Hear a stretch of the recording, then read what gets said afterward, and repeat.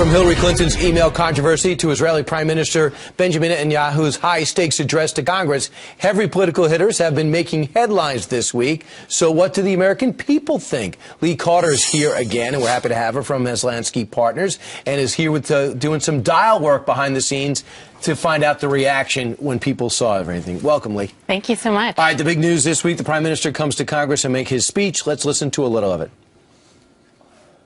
Ladies and gentlemen, I've come here today to tell you we don't have to bet the security of the world on the hope that Iran will change for the better. We don't have to gamble with our future and with our children's future. We can insist that restrictions on Iran's nuclear program not be lifted for as long as Iran continues its aggression in the region and in the world. Wow. Your grade? My grade overall here was an A-.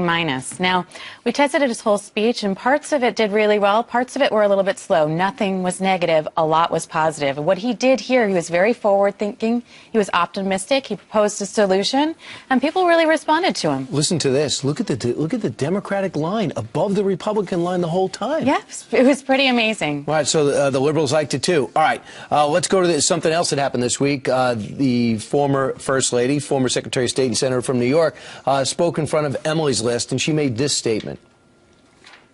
Don't you want to see more women running for mayor and governor who will put our families first? Don't you want to see more women running for Congress who will follow in the footsteps of Barbara Mikulski and champion equal pay and equal opportunity? And I suppose it's only fair to say, don't you someday want to see a woman president of the United States of America? The grade. B-. B-. Now, look, overall, Republicans obviously went down. Democrats love what she had to say. Basically, this is one of those kinds of messages. It's motherhood, it's apple pie. Of course we want women to be doing more things on both sides of the aisle. But what Republicans said right now is they're really having trouble trusting her.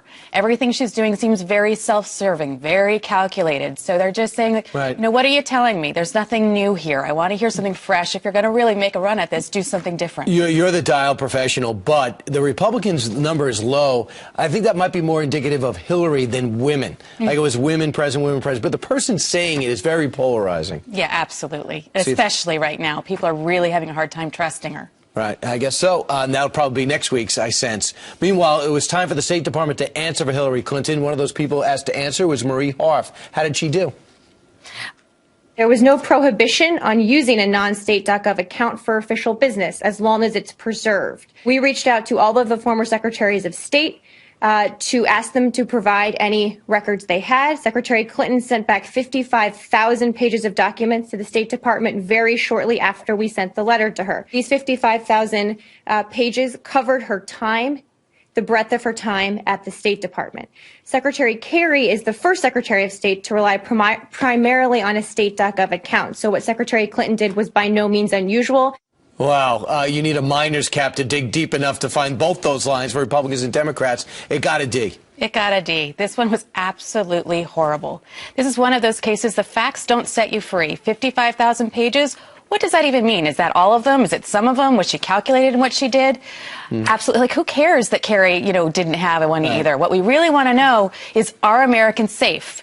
Right. She seems so calculated. Just didn't work. Well, Lee Carter, you worked, and we appreciate that. A big week in news, and we got the three best headlines and how people reacted. Thank you, Lee.